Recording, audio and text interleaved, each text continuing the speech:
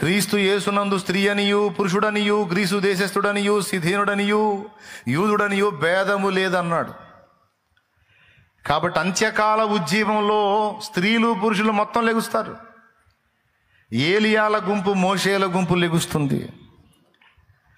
మోషేల గుంపు ప్రజలను బంధ విముక్తుల్ని చేస్తే, ఏలియాల గుంపు సత్యం విషయంలో రోషము కలిగి ప్రజ్వలిస్తుంది. అది ఆనాడేమో ఒకరు, ఇప్పుడు గుంపు. ఏమన్నా అర్థమైందా మీకు నేను చెప్పింది?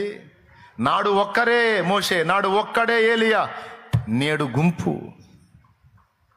సత్య విషయమై రోషం కలిగిన గుంపు, వాక్య విషయమై రోషం కలిగిన గుంపు, ఆత్మల విషయమై భారం కలిగిన గుంపు. దేవుడు లేవనెత్తుకుంటున్నాడు. ఎవరి మీదకైతే దేవుడు తన ఆత్మను పంపాడో వాడిని గుంట తీసి పూడిసిపెట్టినా ఉండడు, రాళ్ల కిందేసి కప్పిపెట్టినా ఉండడు, మొత్తం బద్దలు చేసుకొని బయటకు వస్తాడు. ఆడ మనిషి మగ మనిషి అందరూ పరిగెత్తుతారు. ఆత్మ దావీదు మీదకి వచ్చాను, సింహమును చీల్చి అవతల పడేసాను. సంసోను మీదకి ఆత్మ వచ్చాను, సింహమును ఒక మేకపిల్లను చీల్చినట్టు చీల్చి పడేశాను. దావీదు మీదకి ఆత్మ వచ్చాను, గొలియాతుకి ఎదురుపోయాను.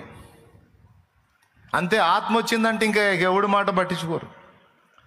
పరిశుద్ధాత్మతో నింపబడితే ఇక సావా బతుక, మేలా కీడ ఏం పట్టావు, వెళ్ళిపోతారు. యుద్ధ భూమిలోకి వెళ్ళిపోతారు. రణమునకి ఇక భయము లేదు, పిరిగితనం అన్న ఛాయే లేదు, కనబడదు. అభిషేకపు ప్రభావం అది.